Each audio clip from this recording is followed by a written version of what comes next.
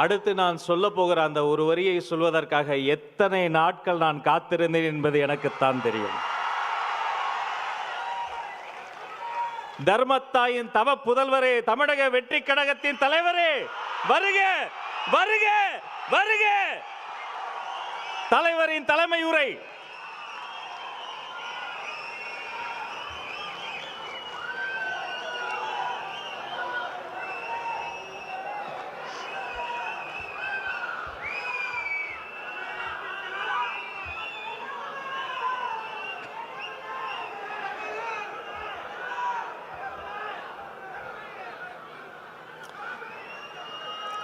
என் நெஞ்சில் குடியிருக்கும்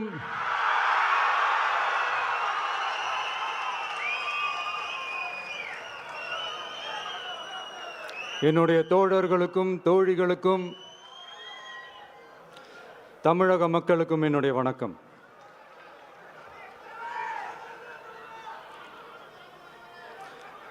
நம்ம குடும்ப உறவுகளை இழந்ததுனால சொல்ல முடியாத வேதனையிலும் வலியிலும் இவ்வளோ நாளாக இருந்தோம். அப்படிப்பட்ட அந்த சூழலில் நம்ம சொந்தங்களின் மனம் பற்றி இருக்க வேண்டியது நம்மளுடைய கடமை. அதனால தான் அவங்களோட சேர்ந்து அமைதி காத்து வந்தோம். ஆனால் இப்படி அமைதி காத்து வந்த நேரத்தில் நம்மளை பற்றி வன்ம அரசியல் வலைகள், அர்த்தமற்ற அவதூறுகள்னு இந்த மாதிரி நிறையா விஷயங்கள் நம்மளை பற்றி பின்னப்பட்டன, பரப்பப்பட்டன. இது எல்லாமே சட்டம் மற்றும் சத்தியத்தின் துணை கொண்டு துடைத்து எறிய தான் போகிறோம்.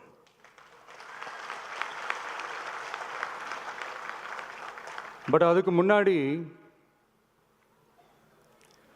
தமிழக சட்டமன்றத்தில் நமக்கு எதிராக நிகழ்த்தப்பட்ட ஓர் உரைக்கு ஒரு நாகரிக பதிலடி கொடுக்கணும்னு நான் நினைக்கிறேன்.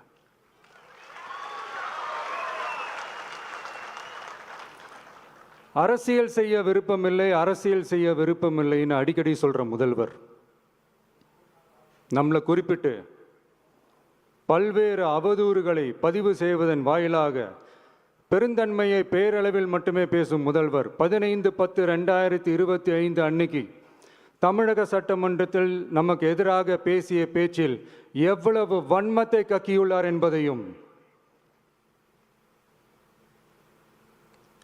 எப்படிப்பட்ட ஒரு அரசியல் செய்ய முயல்கிறார் என்பதையும் தமிழக மக்கள் உணராமலா இருப்பாங்க.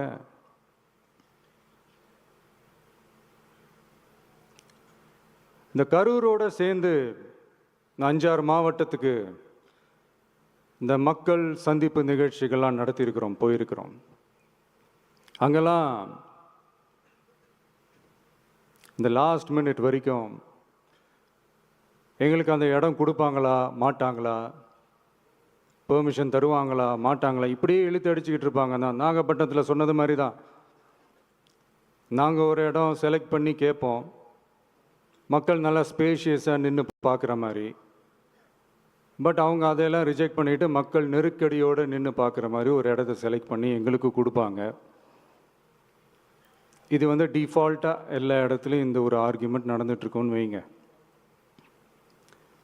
அது மட்டும் இல்லை, இந்தியாவிலேயே எந்த ஒரு அரசியல் கட்சி தலைவருக்கும் கொடுக்கப்படாத கண்டிஷன்ஸ். பஸ்ஸுக்குள்ளேயே இருந்து பார்க்கணும், மேலே கை காட்டக்கூடாது, இப்படிலாம் ஒரு அதீத கட்டுப்பாடுகளை கொடுத்த உடனே எங்கள் சைட்லேருந்து ஒரு அறிக்கையும் வெளியிட்டோம். அது மட்டும் இல்லை, தமிழக வெற்றி கழகம் சார்பாக அனைத்து கட்சிகளுக்கும் சமமாக ஒரு முறையான ஒரு பொது வழிகாட்டு முறைகள், SOPஸ்ன்னு சொல்லுவாங்க, அதையும் வழங்கணும்னு சொல்லி உயர் நீதிமன்றத்தையும் நாடி இருக்கணும். இதுவும் தமிழக மக்கள் உணராமலா இருப்பாங்க.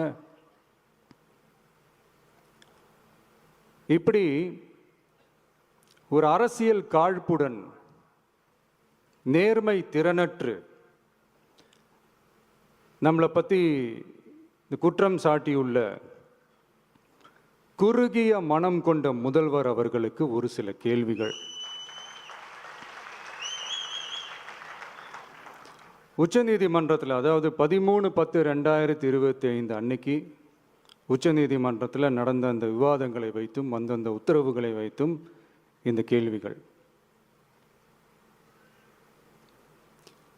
இப்படி பொய் மூட்டைகளாக நம்மளை பற்றி இந்த அவதூறுகளை அவிழ்த்து விட்ட முதல்வர் அவர்களுக்கும் திமுக அரசுக்கும் சார்பாக கோடிகளை கொட்டி அமர்த்தப்பட்ட அறிவார்ந்த வழக்கறிஞர்கள் அவங்க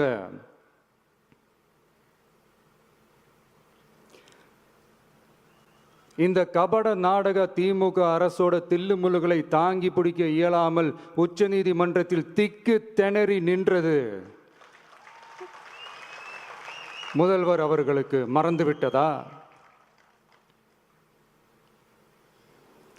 இந்த கரூர் சம்பவத்துக்கு அப்புறமே அவசரமாக ஒரு தனிநபர் ஆணையம், அந்த தனிநபர் ஆணையத்தை அவமதிக்கிற மாதிரி அரசு உயர் அதிகாரிகள், காவல்துறை உயர் அதிகாரிகள் எல்லாருமே நம்மளை பற்றி ஃபுல்லாக இந்த அவதூறுகள் பரப்பி ஒரு செய்தியாளர்கள் சந்திப்பு அவசரமாக. இதெல்லாம் ஏன் நடக்குது? எதுக்காக நடக்குது அப்படின்னு ஒட்டுமொத்த தமிழக மக்களும் கேள்வி கேட்க ஆரம்பிச்சாங்க.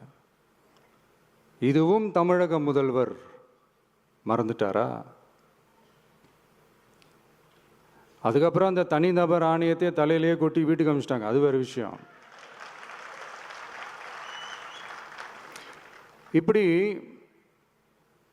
இப்படிலாம் கேள்வி கேட்ட உடனே ஏதாவது பதில் சொல்லி ஆகணும்ல. அதனால சட்டமன்றத்தில் பேசும்போது உண்மை நிலையை தெளிவுபடுத்தத்தான் அப்படின்னு ஏதோ இந்த சட்ட ரீதியாகவும் சத்தியத்திற்காகவும் நடந்தது போல ஏதோ சாமர்த்தியமாக பேசுகிறதா நினச்சி பேசியிருக்காங்க. இப்படி ஒரு 50 வருஷமாக பொது வாழ்க்கையில் இருக்கிற ஒருத்தவங்க ஒரு முதல்வர் அவர்கள் சொன்னது எவ்வளவு பெரிய ஒரு வடிகட்டின பொய் சப்பை கட்டுன்னு நான் சொல்லலை, உச்ச நீதிமன்றம் சொல்லியிருக்கிறாங்க. அவங்க சொன்னதெல்லாம் கொஞ்சம் என்னன்னு கொஞ்சம் லைட்டாக பார்ப்போமா?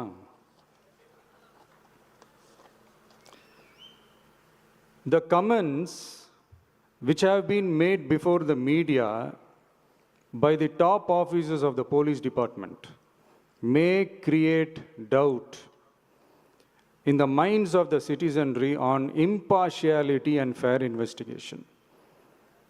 The faith and trust of the general public on the process of investigation must be restored in the criminal justice system. அதாவது அரசு காவல் உயர் அதிகாரிகள் ஊடகங்களிடம் பேசியது என்பது பொதுமக்களிடையே நியாயமான விசாரணை நடக்குமா என்ற சந்தேகத்தை ஏற்படுத்தக்கூடும் என்றும், நியாயமான விசாரணை மூலமே அந்த சந்தேகத்தை மீட்டெடுத்தே ஆக வேண்டும் என்றும் உச்சநீதிமன்றம் தமிழக அரசின் தலையில் ஓங்கி நறுக்கு நறுக்கு நறுக்கு என்று கொட்டியதை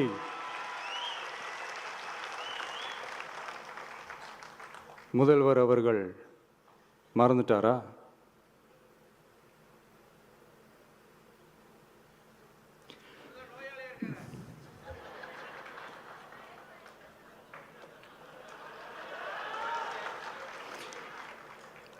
மாண்பமை சென்னை உயர்நீதிமன்றத்தின் மாண்புமிகு நீதியரசர் SIT அமைத்து உத்தரவிட்டார் அல்லவா?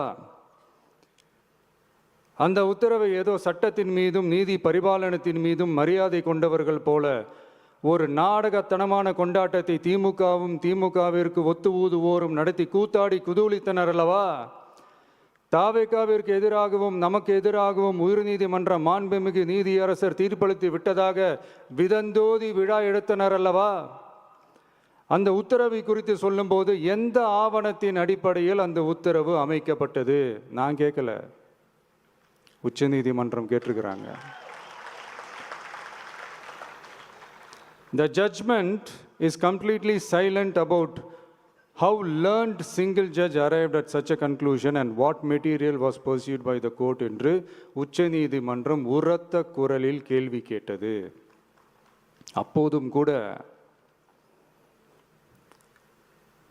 உச்சநீதிமன்றத்தில் திமுக அரசுக்காக வாதாடிய அறிவார்ந்த மூத்த வழக்கறிஞர்கள் பதில் சொல்ல இயலாமல் வாய் மூடி மௌனம் காத்ததை நாடே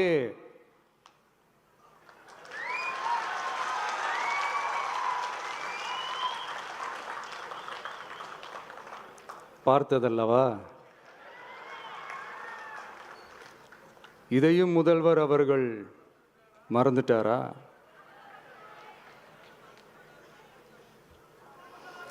Such petition ought to be dealt with by the division bench, registering as public interest litigation in right earnest and not to be dealt with by a single bench. அதாவது பொது வழிகாட்டு முறைகளான எஸ்ஓபி அமைக்கப்பட்டு வெளியிட வேண்டும் என்ற கோரிக்கையுடன் வந்த ரிட் மனுவை நீதிபதிகள் டிவிஷன் பெஞ்ச் தான் கையாள வேண்டும். தனி நீதிபதி பெஞ்ச் கையாளக்கூடாது என்றும் உச்சநீதிமன்றம் சொன்னதல்லவா? அது மட்டுமா, கோரிக்கையே இல்லாமல் எஸ்ஐடி அமைக்கப்பட்டது எந்த வகையில் சரி என்றும் கேள்வி எழுப்பியது உச்சநீதிமன்றம். இது எல்லாமே அறியாமலோ இல்லை அறியாதது போலவோ உச்சபட்ச அதிகார மயக்கத்தில் இருந்து பேசினாரோ முதல்வர் அவர்கள்? மனிதாபிமானம், அரசியல் அறம், மாண்பு இதெல்லாம் எதுவுமே இல்லாம வெறும் பேச்சில் மட்டுமே பேசிக்கிட்டு அரசியல் ஆதாயம் தேடுற ஆட்டத்தை ஆடத் தொடங்கிவிட்டார் முதல்வர் அவர்கள்.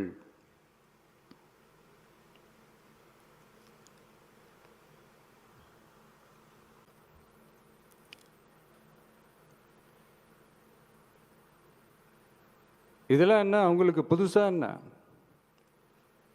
1969க்கு அப்புறமே எப்போ கட்சி அவங்க கைக்கு வந்ததோ,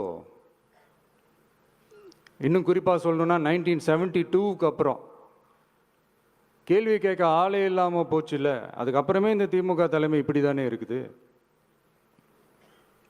இப்போ நாங்கள் கேட்டோமே இந்த சில கேள்விகள்லாம், இதெல்லாம் நான் கேட்கல, சுப்ரீம் கோர்ட் கேட்டிருக்கு. இதனால் என்ன புரிய வருது?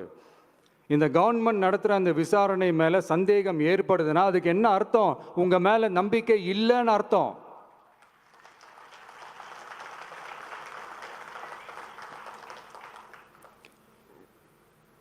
இதெல்லாம் ஏன் எதுக்காகன்னு முதல்வர் அவர்களுக்கு புரியுதா?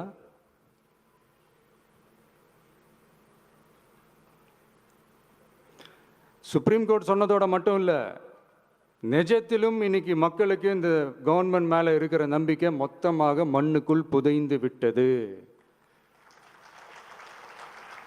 இதுவாவது முதல்வர் அவர்களுக்கு புரியுதா? புரியலனா 2026 தேர்தலில் இந்த திமுக தலைமைக்கு மக்கள் இன்னும் ஆழமா அழுத்தமா புரிய வைப்பாங்க. அப்ப கூட இவங்க என்ன பண்ணுவாங்க தெரியும்ல, 5 வருஷத்துக்கு ஒரு வாட்டி பழக்க தோஷத்தில் ஒரு அறிக்கை ஒன்று வெளியிடுவாங்களே, மக்கள் தீர்ப்புக்கு தலை வணங்குகிறோம் அப்படின்ட்டு அந்த அறிக்கையை வெளியிட்டுட்டு இப்போ அறிவாலயத்தில் போய் ஓடி ஒளிஞ்சுப்பாங்க. இப்பவே ரெடி பண்ணி வச்சுக்கோங்க அந்த அறிக்கையை. எப்படி? மக்கள் தீர்ப்புக்கு தலை வணங்குகிறோம்.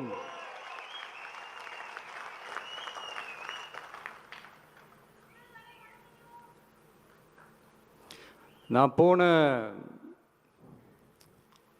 பொதுக்குழுவில் சொன்னதை தான் இங்கே நான் திரும்பவும் சொல்கிறேன்.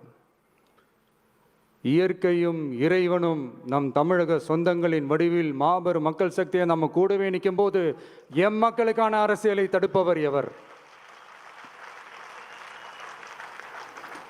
அதனால தோழர்களே, நமக்கு வந்திருக்கிற இந்த இடையூறு வெறும் டெம்பரவரி மட்டும்தான். எல்லாத்தையும் தகர்த்தெறிவோம், மக்களோட கை கோர்த்து நிற்போம், மக்களோட களத்தில் போய் நிற்போம். நம்ம பயணத்தில் தடம் மாறவே மாட்டோம். இப்பவும் சொல்றேன், 2026ல் 2 பேருக்கு நடுவில் தான் போட்டியே. ஒன்று, இன்னொன்று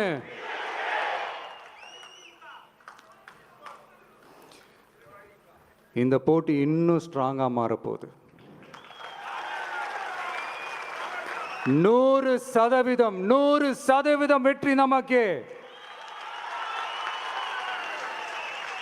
வாகை சூடுவோம், வரலாறு படைப்போம், கான்பிடண்டா இருங்க, நல்லதே நடக்கும், வெற்றி நிச்சயம்.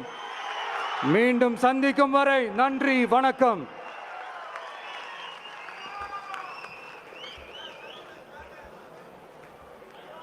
வெற்றி தலைவருக்கு ஒரு அரங்கம் நிறைந்த கரவொலியை பரிசாக தருவோம். 2026 வெல்வோம்.